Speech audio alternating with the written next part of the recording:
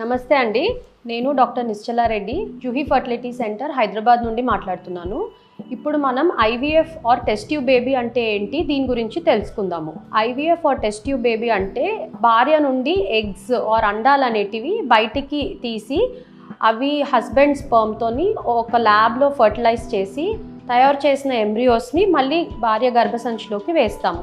దీన్ని ఐవీఎఫ్ అంటారు. ఈ ప్రొసీజర్లో ఏముంటుంది, ఫస్ట్ భార్యకు పీరియడ్స్ వచ్చిన సెకండ్ డే నుండి భార్యకు 10 days వరకు, ఇంచుమించుగా 10 days వరకు డైలీ ఇంజెక్షన్స్ ఉంటాయి.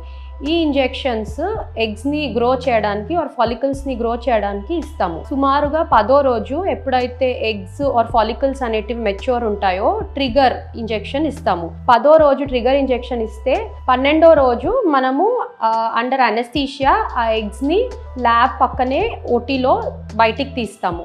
ఈ ఎగ్స్ని హస్బెండ్ స్పర్మ్తోని కలిపి ఐవీఎఫ్ చేసి నెక్స్ట్ డే మనకు ఫర్టిలైజేషన్ అయిందా లేదా, ఎంబ్రియోస్ ఫామ్ అయినాయా లేవా తెలుస్తాయి. ఈ ఎంబ్రియోస్ని 3 నుండి 5 రోజుల వరకు ల్యాబ్లో గ్రో చేసి మళ్ళీ భార్య గర్భసంచిలోకి వేస్తాము. దీన్ని ఎంబ్రియో ట్రాన్స్ఫర్ అంటారు.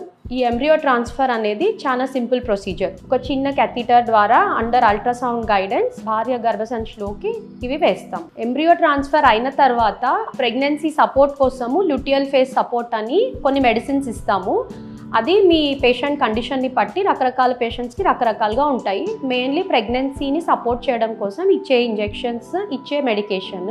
ఈ మందులన్నీ ఒక 2 వారాల పాటు వాడిన తర్వాత 2 వారాల తర్వాత మనకు బీటా హెచ్సిజీ టెస్ట్ ద్వారా ప్రెగ్నెన్సీ నిలిచిందా లేదా అనేది తెలుస్తుంది. ఒకసారి బీటా హెచ్సిజీ పాజిటివ్ వచ్చిన తర్వాత, ప్రెగ్నెన్సీ కన్ఫర్మ్ అయిన తర్వాత ఇంకొక 2 వారాల తర్వాత మనం స్కానింగ్ చేస్తాము.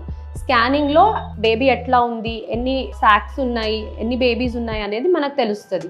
ఈ ప్రెగ్నెన్సీ సపోర్ట్ మెడిసిన్స్ ఏవైతే తీసుకుంటున్నారో ఇవి కొన్ని మార్పులతోని ఇంకొక 3 నెలల వరకు, ప్రెగ్నెన్సీ 3 నెలలు వచ్చే వరకు మనం కంటిన్యూ చేయాలి.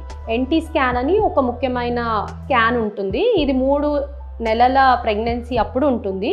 దీని తర్వాత చాలా వరకు మెడిసిన్స్, ఇది నార్మల్గా ఉంటే చాలా వరకు మెడిసిన్స్ తగ్గిస్తాము. కొన్ని బేసిక్ మెడిసిన్స్ కంటిన్యూ చేయవలసి ఉంటుంది. ఇది బేసిక్ ఐవీఎఫ్లో జరిగేది. ఒకవేళ వయసు 35 సంవత్సరాల కన్నా ఎక్కువ ఉంటే చాలా మందికి పీజీడీ అని అడ్వైస్ చేస్తాము. దీన్ని ప్రీ ఇంప్లాంటేషన్ జెనెటిక్ డయాగ్నోసిస్ అంటాము.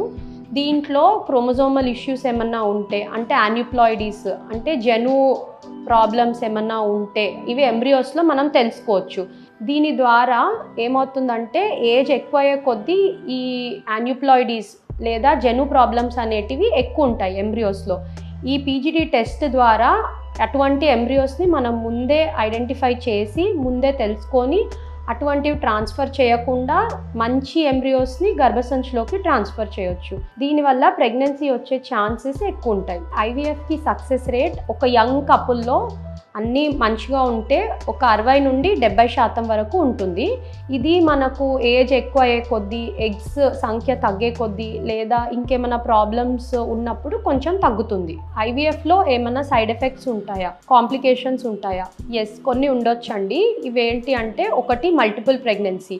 మనము కొన్నిసార్లు సక్సెస్ రేట్ ఎక్కువ అవ్వడం కోసము మోర్ దెన్ 1 ఎంబ్రియో ట్రాన్స్ఫర్ చేస్తాము. ఇటువంటప్పుడు 2 ఎంబ్రియోస్ కూడా స్టిక్ అయ్యి ట్విన్స్ వచ్చే ఛాన్సెస్ ఎక్కువ ఉంటాయి.